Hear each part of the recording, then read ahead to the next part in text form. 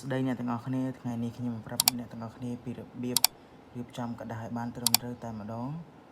តាមមុនខ្ញុំប្រាប់បងប្អូនទាំងអស់គ្នាពីរបៀបដាក់ header ទៅប៉ុណ្ណោះថ្ងៃនេះខ្ញុំប្រាប់បងប្អូនទាំងអស់គ្នា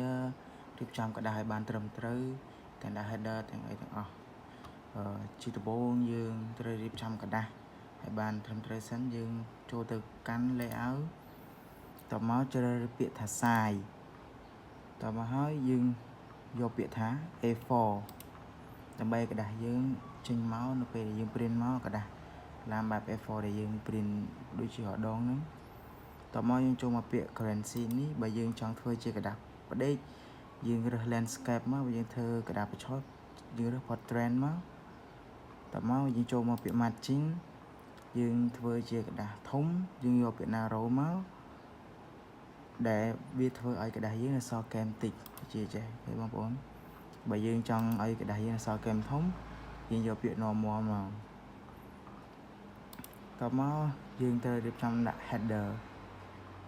ដូចខ្ញុំប្រាប់បងប្អូនលើមុនអញ្ចឹងយើងត្រូវចុចលើនឹង2មករើពាក្យថា header មកយកកន្លែងទី2ហ្នឹងមកលុបកន្លែងនេះមួយហើយវា Microsoft ទៅ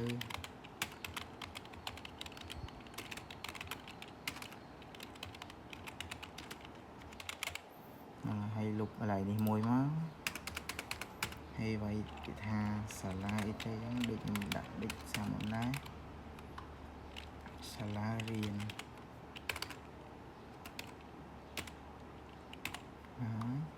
ចាំមកយើងមកធ្វើកន្លែង footer ម្ដង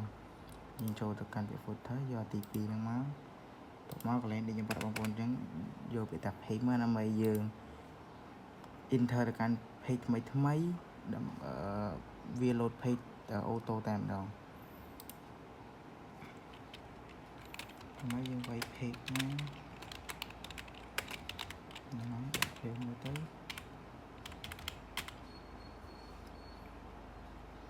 បើវាសិនជាបងប្អូនអា page គេវាជាប់កន្លែងហ្នឹងបងប្អូនត្រូវលុបវាចោលកុំឲ្យវាជាប់កន្លែងហ្នឹងយើងពិបាកធ្វើចុចលេខហ្នឹង2ដងមកហើយបងប្អូនរើសពាក្យថា clear all មកចុចវា OK គឺវាបាត់នៅលើហ្នឹងហើយយើងរៀបចំដោយណាយើងធ្វើដូចលើមុនអញ្ចឹង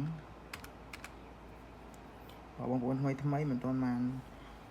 មើលវីដេអូវាការដាក់ header ហ្នឹងទេសូមបងប្អូនចូលទៅកាន់ page របស់ខ្ញុំទៅឬ channel Telegram channel YouTube ហ្នឹងមើលទៅខ្ញុំដាក់ភាគ1ហ្នឹង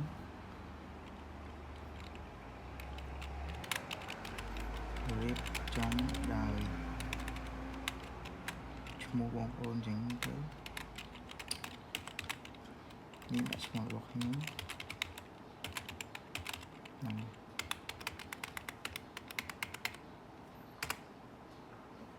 ឬមួយទៀតចូលទៅកាន់ Facebook page របស់ខ្ញុំក៏បានដែរ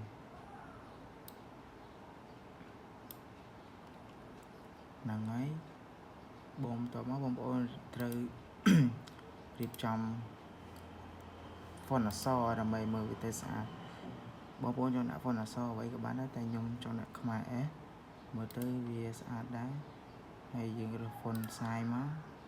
ខ្ញុំយកត្រឹម11ខាងក្រោមដូចគ្នាហ្នឹងហើយបងប្អូនយកខ្មែរ S មកតមកយក10ពី11យកវានេះមកដើម្បីវាមើលទៅស្មើស្អាតហើយយើងដាក់ line របស់យើងហ្នឹងចូលមកបោកមកហើយយើងយកពាក្យនេះមកយើងរើសពាក្យហ្នឹង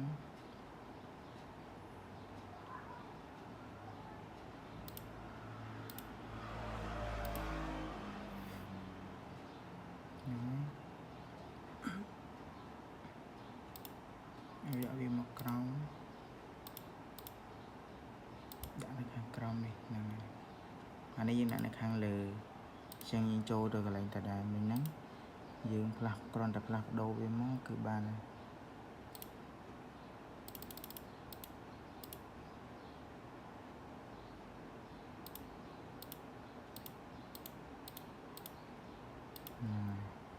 ដូចជាសាច់កាត់ដាក់ header